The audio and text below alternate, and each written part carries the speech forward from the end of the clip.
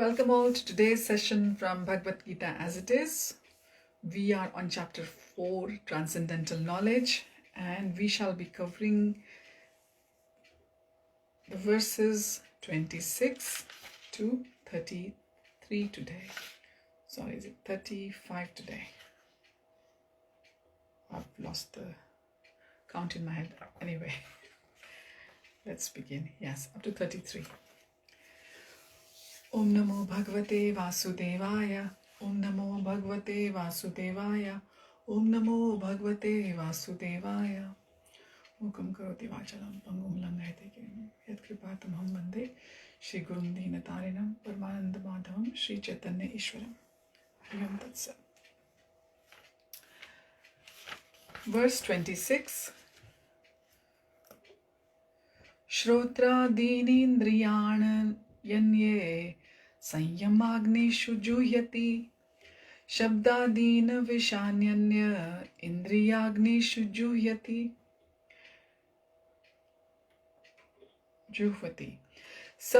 The unadulterated brahmacharis sacrifice the hearing process and the senses in the fire of mental control, and others, the regulated householders, sacrifice the objects of the senses in the fire of the senses. Verse 27. Sarvani indriya karmani prana karmani chapare atma sanyama yogagno juhvati jnana dipite. Others who are interested in achieving self-realization through control of the mind and senses offer the functions of all the senses and of all the life breath as oblations into the fire of the controlled mind. Verse 28. Dravya yagyastapo yagya yoga yajnas tatha pare swadhyaya jnana yajnascha yatayah samashita vrataha. Translation. Having accepted strict vows, some become enlightened by sacrificing their possessions, and others by performing severe austerities, by practicing the yoga of eightfold mysticism, or by studying the Vedas to advance in transcendental knowledge. This was verse 28. Now verse 29.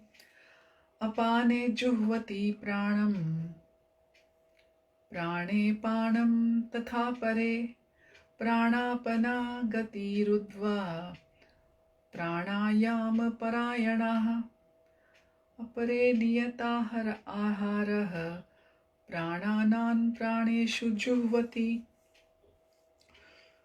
So this word juhvati has been coming again and again. Juhvati means sacrifice, and I'm hoping that all of you have your copies of Bhagavad Gita as it is also by you, or you are looking at your devices and looking at the Bhagavad Gita as it is page. Translation. Still others who are inclined to the process of breath restraint to remain in trance practice by offering the movement of the outgoing breath into the incoming and the incoming breath into the outgoing, and thus at last remain in trance, stopping all breathing. Others, curtailing the eating process, offer the outgoing breath into itself as a sacrifice. Verse 30. Sarve payete yagya viddo yagya kshapita kalmashaha yagya shishta mrita bhujo yanti brahma sanatanam. All these performers who know the meaning of sacrifice become cleansed of sinful reactions, and having tasted the nectar of the results of sacrifices, they advance toward the supreme eternal atmosphere. Verse 31. Nayam lokaste yagyasya kuto vyanyah kur sattama. O best of the Kuru dynasty, without sacrifice one can never live happily on this planet or in this life. What then of the next? Verse 32. Evam bahu vidahayajna vitata brahmano mukhe karmajana vidhitan sarvan evam Shnatva vimokshaye. All these different types of sacrifice are approved by the Vedas, and all of them are born of different types of work. Knowing them as such, you will become liberated. Verse 33. Shreyan dravya mayad yajnaj jnana yajna parantapa sarvam karma khilam partha jnane samapyate.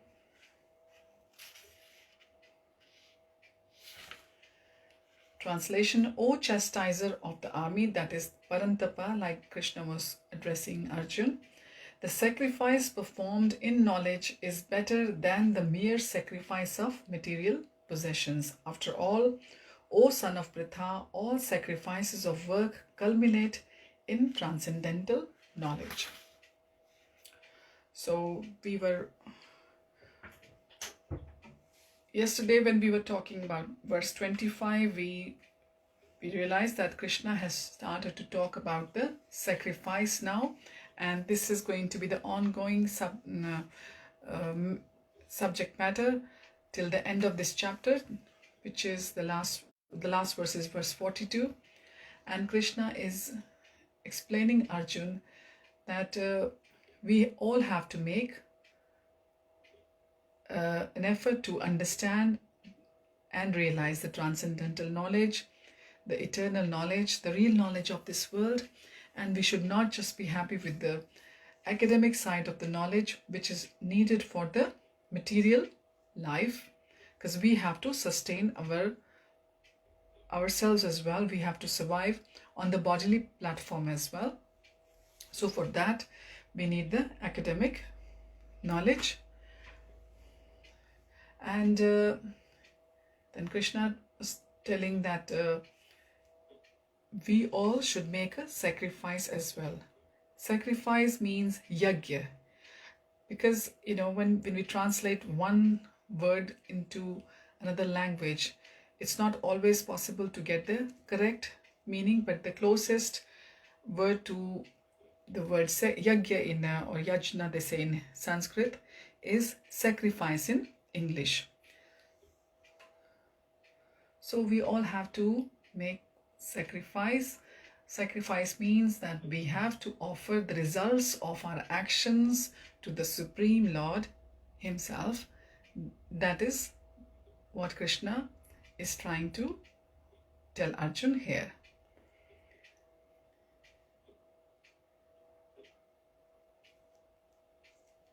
For the academic knowledge, we all have to rely on our talents, our how able or capable we are. But the spiritual knowledge, the transcendental knowledge, it's not relying on our own capacities or our own abilities. The spiritual knowledge is actually dependent on one's character, how one carries themselves, what are one's moral ethics and everything, and how good one is at following the rules and regulations. So by performing these sacrifices or the yajnas for the Lord, our character, our ethics also become more and more refined, so as to say. So the biggest sacrifice we ever will have to perform in this life is to surrender to a bona fide or a genuine spiritual master and become their disciple. And that is the first step towards realizing the Krishna conscious knowledge, or to become in our lives closer to Krishna.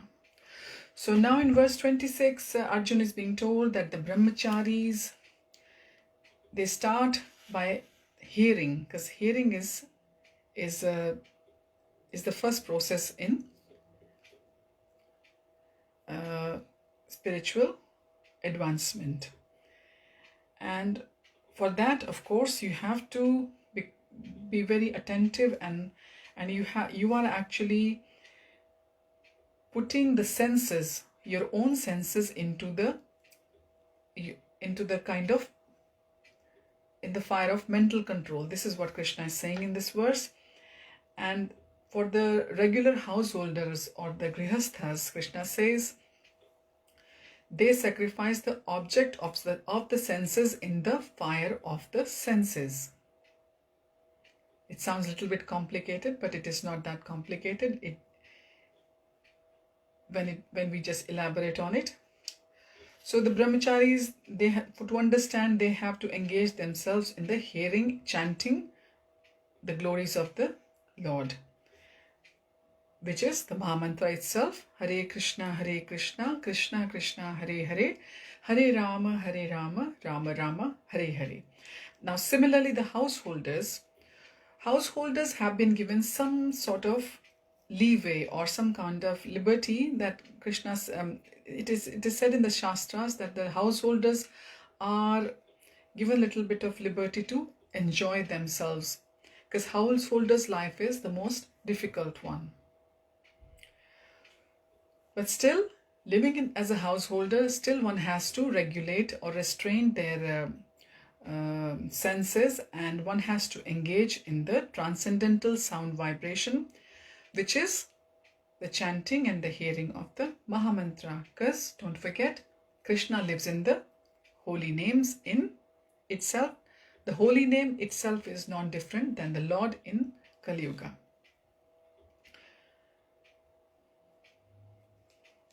So the householders are given a little bit of liberty to have some kind of sense gratification, and plus then they are given the 4 regulative principles like all the other sannyasis and the brahmacharis to start the practice of Krishna consciousness or the bhakti marg.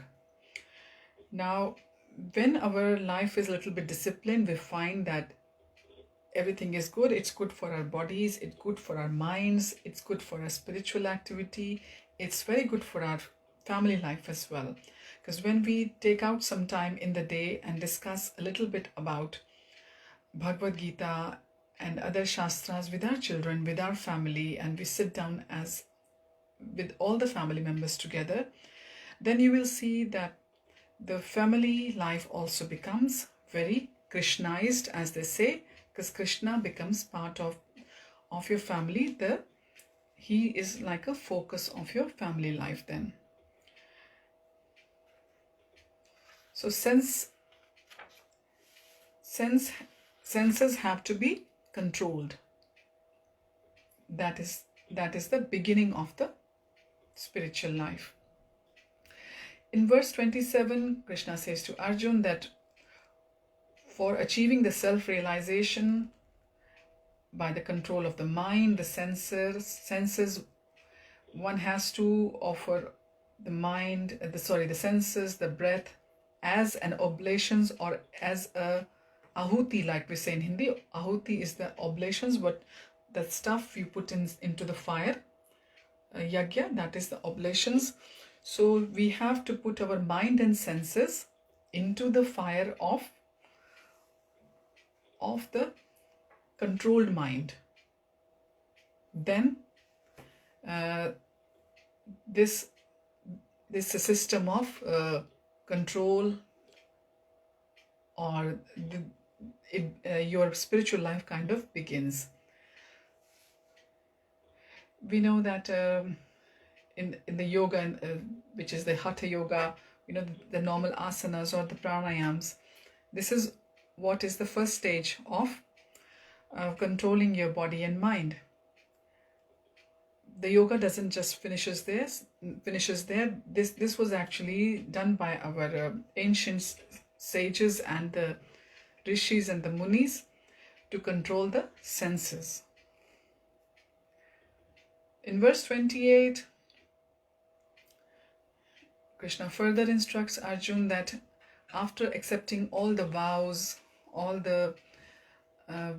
one becomes enlightened by sacrifice of their possessions and by performing the civil austerities and practicing the eightfold system of the yoga, or by studying the Vedas to advance in the transcendental knowledge. Now these yajnas are of various types.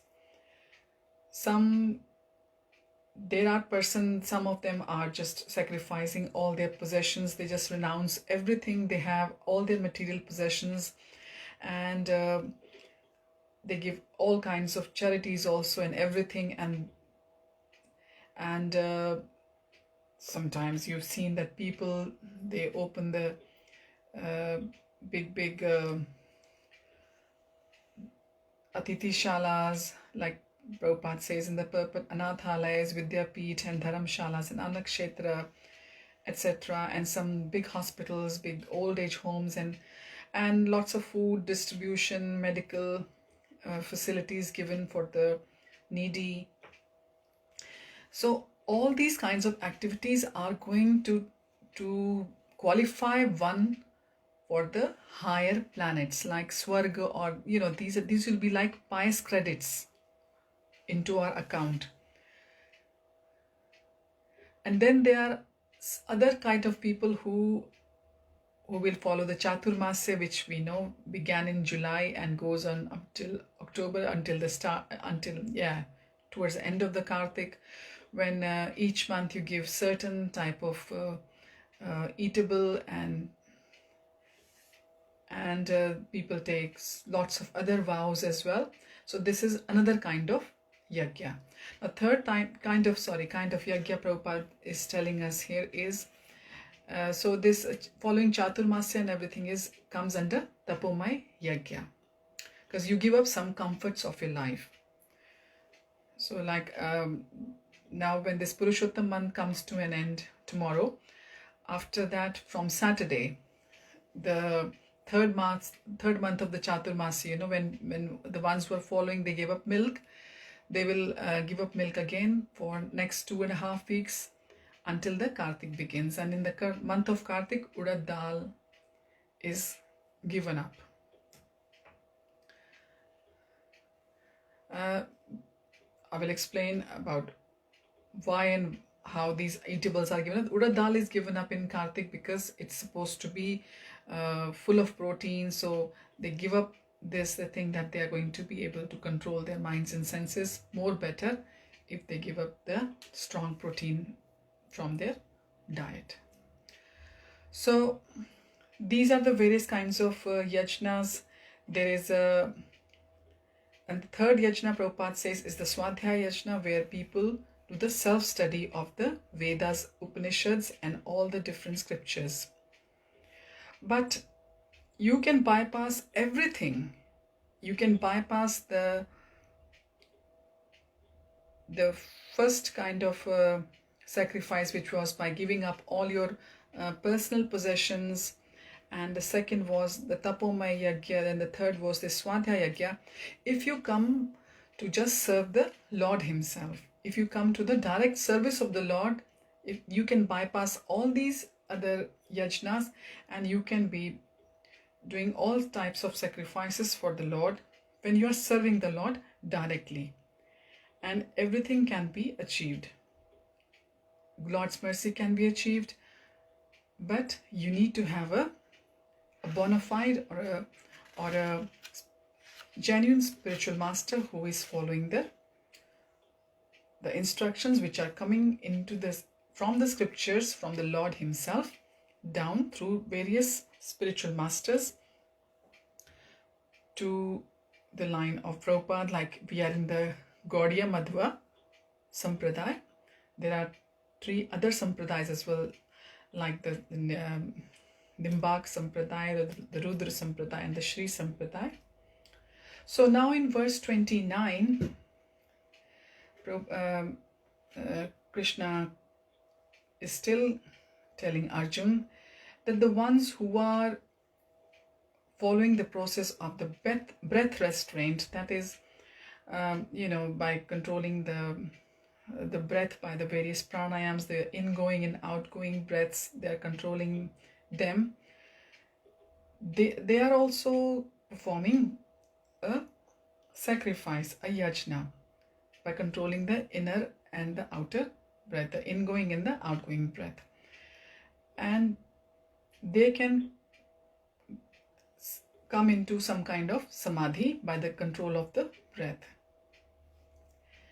And the others, they are controlling themselves by having some kind of curb on their eating process.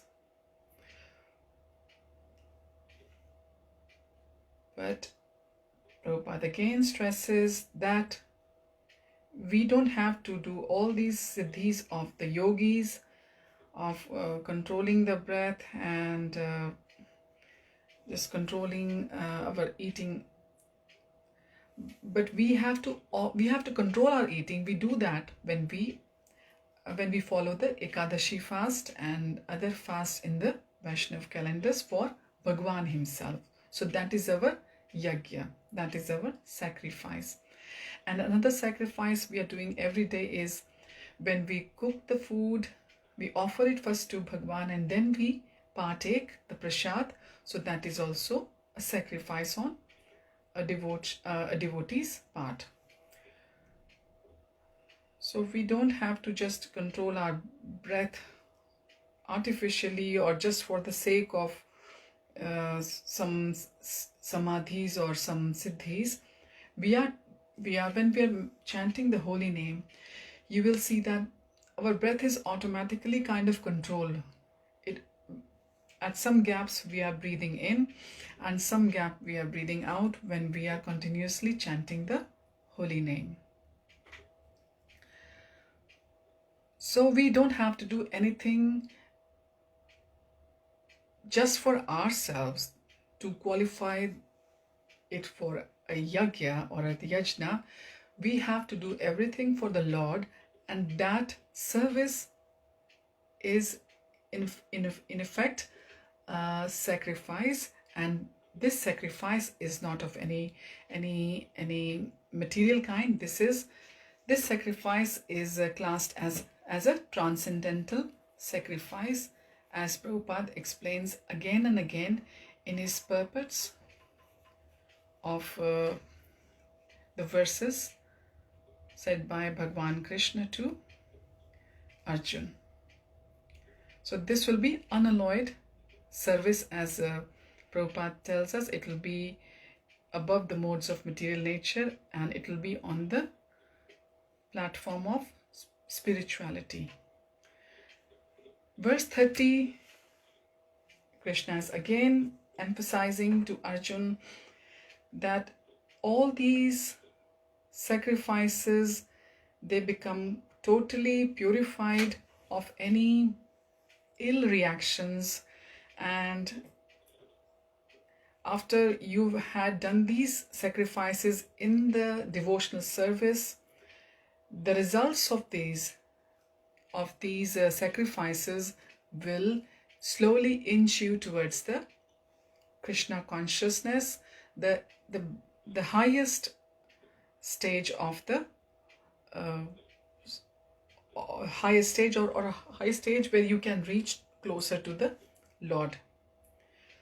So eventually we all are hoping to be able to reach closer to Krishna and serve him personally, as his eternal associates are doing all the time. So hopefully in one of the lifetimes we will qualify for that service to Lord, and we are all practicing the nuances of that service in this life. So sense gratification, curbing that is the first stage, and that is done by the following of the 4 regulative principles and by doing the daily devotional service to Lord in the form of offering the bhoga, in the form of offering the artis, in the form of reading the shastras and hearing them, whether it's 15 minutes or however much you can do. But this is Purushottam month, and today is the penultimate day of the Purushottam month. Tomorrow is the final, and after 3 years it will come again.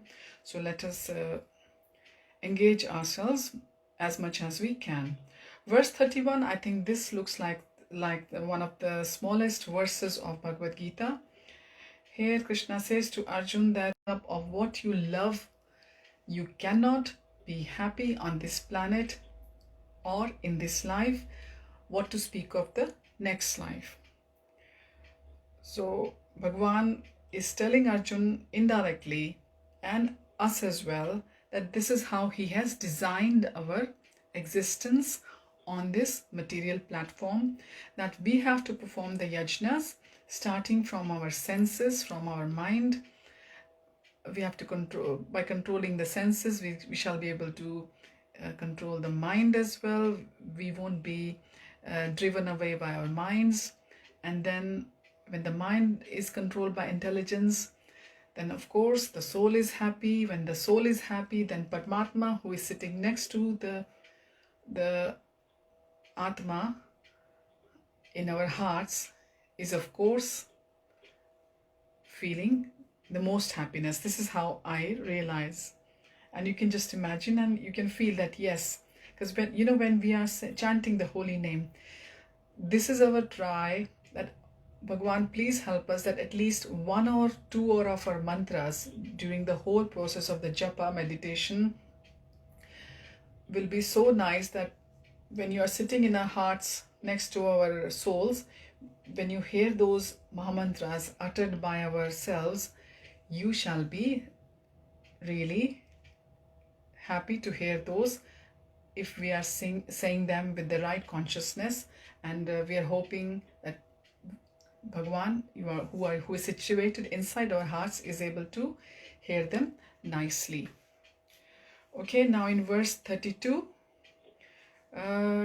Krishna says that these different types of yajnas have been approved by the Vedas, of course, and these sacrifices are born out of different,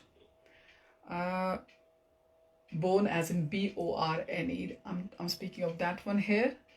Okay, as in, so of different types of works. So knowing them as such, you will become liberated. So the sacrifices also are coming from different types of activities, different types of activities which we are doing, and Vedas have approved them. So we have to engage our body or our mind or our intelligence, and ultimately Prabhupada says in the purport that the purpose is to liberate from the body platform. That our souls, they don't have to come backward and forward into different species and keep on doing the rounds of this samsara. This is not the purpose of our souls, or this is not how our souls feel the bliss or the real happiness.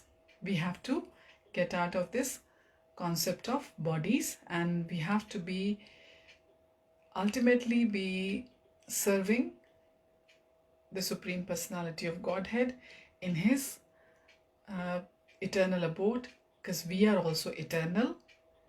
We are the part and parcel of Paramatma, the form of Lord in our heart. We have to unite with the Lord in his eternal abode, Golok, Vrindavan, one day. So in verse 33, Prabhupada says that he addresses Arjun as O chastiser of the army, that is Parantapa. Tapa is sacrifice, and he has been addressed as Parantapa. He is the chastiser of the enemy. That the sacrifice performed in knowledge is better than the sacrifice of just your material possessions. Because all the sacrifices of the work, eventually they culminate in transcendental knowledge. This is what Krishna says to Arjun. If you think of it, don't we just throw away the clothes we or the stuff in the house which we no longer want to use, we just get rid of them. So that is also a sacrifice of a, not of a higher kind, of a lower kind, it's we can say. So the sacrifice has to be performed with some kind of higher knowledge. That sacrifice will be regarded as the ultimate sacrifice, and not just sacrificing the stuff which we have gathered from this world and just sacrificing them. That won't be the ultimate sacrifice. This is what Krishna is telling Arjun. And in the purport, Prabhupada explains further that yes, we have to understand from the Shastras, from our spiritual masters, from our advanced devotees, through their association and through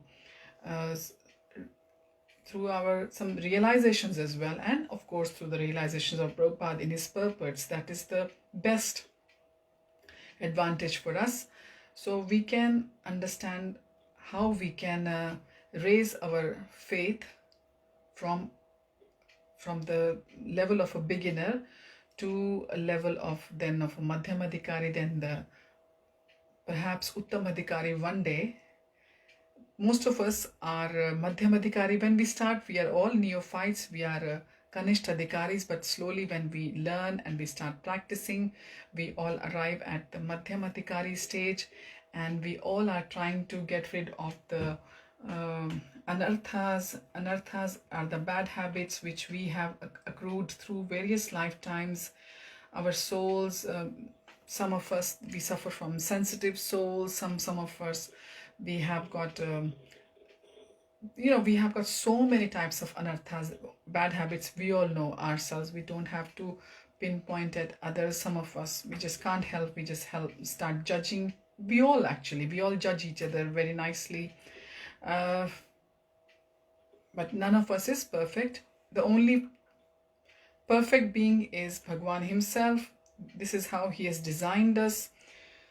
Because if we were perfect, I don't think we would have taken into the process of devotional service, because we would be very full of ourselves. So by acquiring the knowledge, the spiritual knowledge in Krishna consciousness, we understand what are the real sacrifices we have to perform through the chanting, hearing, and controlling our diet, and then doing the fasting. So we will rise above the karma kanda, or the fruitive activities, which can be selfish as well, because they are just for your own gain. And then we go to the knowledge in the pursuit of truth, which is gyan kanda. And it is said that the knowledge is still better than just your mental speculation, than what we are doing just by your own mental whims or mental concoctions. So we will begin from verse 34 tomorrow, and hopefully we will go through the verses till verse 42, because here as well the theme is again the sacrifice. And tomorrow is the last day for Purushottam month, and I wish you all a very blissful day ahead. And we will continue with this discussion tomorrow. Hari Om Tat Sat. Thanks for watching. Hare Krishna. Thanks for joining.